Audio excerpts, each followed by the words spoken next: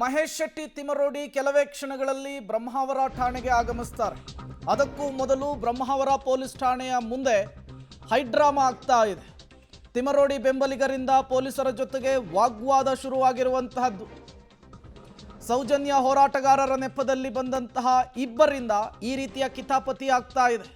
ಕಾನೂನು ನಿಯಮವನ್ನು ಮೀರಿದ್ರೆ ಕ್ರಮದ ಎಚ್ಚರಿಕೆಯನ್ನ ಸ್ಥಳದಲ್ಲಿರುವಂತಹ ಪೊಲೀಸರು ಕೊಟ್ಟಿದ್ದಾರೆ. ಬ್ರಹ್ಮಾವರ ಪೊಲೀಸ್ ಠಾಣೆ ಮುಂದೆ ಒಂದಿಬ್ಬರು ಸೇರಿಕೊಂಡು ಈ ರೀತಿಯ ಹೈಡ್ರಾಮವನ್ನು ಮಾಡ್ತಾ ಇರುವಂಥದ್ದು. ಇನ್ನೇನು ಕೆಲವೇ ಕ್ಷಣಗಳಲ್ಲಿ ಮಹೇಶ್ ತಿಮರೋಡಿ ಅವರನ್ನ ಪೊಲೀಸರು ಕರ್ಕೊಂಡು ಬರ್ತಾರೆ. ಅದಕ್ಕೂ ಮೊದಲು ಆಗ್ತಾ ಇರುವಂತಹ ಕಿತಾಪತಿ ಇದು.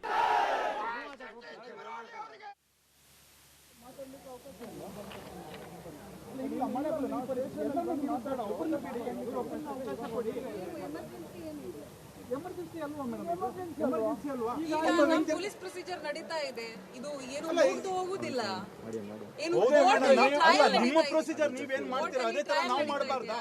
ನಿಮ್ಮ ಪ್ರೊಸೀಜರ್ ಏನ್ ಮಾಡ್ತೇನ್ರಿ?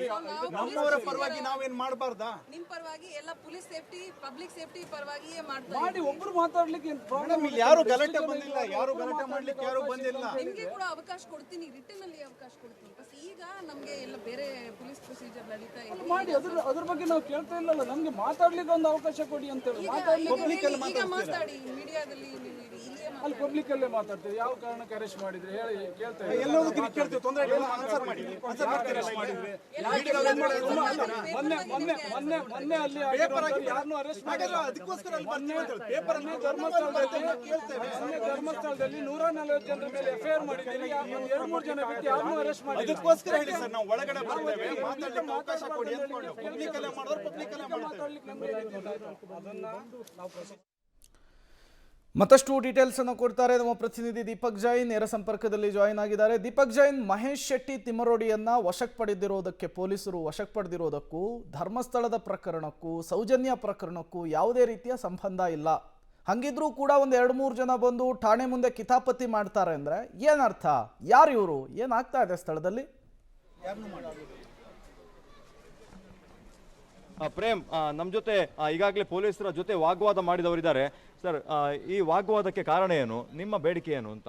ನಮಗೆ ಈಗಾಗಲೇ ಮಹೇಶ್ ಶೆಟ್ಟಿ ಅವ್ರ ಮೇಲೆ ಎಫ್ಐಆರ್ ಮಾಡಿದ್ದಾರೆ. ಆ ಲಾಯರು ಎಫ್ಐಆರ್ ಕಾಪಿ ತಗೊಂಡು ಬನ್ನಿ ಅಂತ ಹೇಳಿದ್ದಾರೆ. ಮತ್ತು ಅದಕ್ಕೆ ಸಂಬಂಧಪಟ್ಟ ದಾಖಲಾತಿಯನ್ನು ಸ್ಟೇಷನಿಗೆ ಕೊಡಿ ಅಂತ ಹೇಳಿದ್ದಾರೆ. ಹಾಗಾಗಿ ನಾನು ಇವ್ರ ಹತ್ರ ಬಂದಿದ್ದೀನಿ. ಪೊಲೀಸ್ ಸ್ಟೇಷನ್ ಒಳಗಡೆ ಹೋಗ್ಲಿಕ್ಕೆ ಬಿಡೋದಿಲ್ಲ. ಅಂದರೆ ಪ್ರಜಾಪ್ರಭುತ್ವದಲ್ಲಿ ಇವ್ರು ಏನು ಬೇಕಾದರೂ ಮಾಡ್ಬೋದಾ ಅಂತ. ಅಂದರೆ ಇದೇನು ದರ್ಪಣ ಅಥವಾ ಅಧಿಕಾರದ ದುರುಪಯೋಗನ ಅಂತ ಗೊತ್ತಾಗ್ತಾ ಇಲ್ಲ. ಅಂದರೆ ಕಾನೂನು ಪ್ರಕ್ರಿಯೆ ಮುಗ್ದ್ರ ಮೇಲೆ ಕೊಡ್ತಾರೆ ಅಂತಂದ್ರೆ ಇವ್ರನ್ನೆಲ್ಲ ಒಳಗಡೆ ಹಾಕಿ ಏನು ಬೇಕಾದರೂ ಮಾಡಿ ಆಮೇಲೆ ಬಿಡೋದ ಇವರಿಗೆ? ಈಗ ಮಹೇಶ್ ಶೆಟ್ಟಿ ತಿಮರೋಡಿ ಅವರ ಮನೆಯಲ್ಲಿ ವಕೀಲರ ತಂಡ ಇತ್ತು. ಈಗಾಗಲೇ ಕುಂದಾಪುರದಿಂದ ಒಂದು ತಂಡ ಬಂದಿದೆ, ಕೋರ್ಟ್ನಲ್ಲಿ ಒಂದು ತಂಡ ಇದೆ ಅನ್ನುವಂಥದ್ದು. ನೀವು ಇಲ್ಲಿ ಬಂದು ಯಾವ ಪ್ರೊಸೀಜರ್?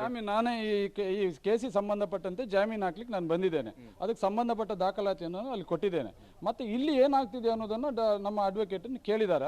ಅಲ್ಲಿ ಹೋಗಿ ಒಂದು ಕಾಪಿ ತಗೊಂಡು ಬಾ, ಅದು ನಮಗೆ ಹಕ್ಕಿದೆ, ಕೊಡ್ತಾರೆ ಅವರು. ಆ ಕಾಪಿ ತಗೊಂಡು ಬಾ, ಮತ್ತು ಸ್ಟೇಷನ್ ಬೇಲ್ ಕೊಡ್ತಾರಾ ಅಥವಾ ಕೋರ್ಟಿಗೆ ಬರ್ತಾರಾ ಅನ್ನೋದು ಒಂದು ಮಾಹಿತಿ ಕೊಡಬೇಕು. ಅವರು ಮಾಹಿತಿಯನ್ನು ಕೊಡಬೇಕು.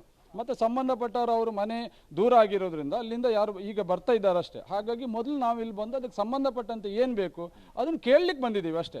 ಅದು ಒಬ್ಬರು ಇಷ್ಟು ಎಲ್ಲರ ನಮ್ಮ ಸೌಜನ್ಯ ಹೋರಾಟ ಪರವಾಗಿ ನಾವು ಒಬ್ಬರು ಕೇಳ್ತಾ ಇರೋದು, ಒಬ್ಬರಿಗೂ ಬಿಡೋದಿಲ್ಲ ಅಂತ ಹೇಳಿದ್ರೆ. ಈಗ ಚರ್ಚೆ ಆಗ್ತಿರೋದು ಪೊಲೀಸರು ಇದು ಸೌಜನ್ಯ ಹೋರಾಟಕ್ಕೆ ಸಂಬಂಧಪಟ್ಟ ಕೇಸ್ ಅಲ್ಲ, ಇದು BL ಸಂತೋಷ್ ಅವರ ತೇಜೋವಧೆ ಮಾಡಿದ ಕೇಸ್.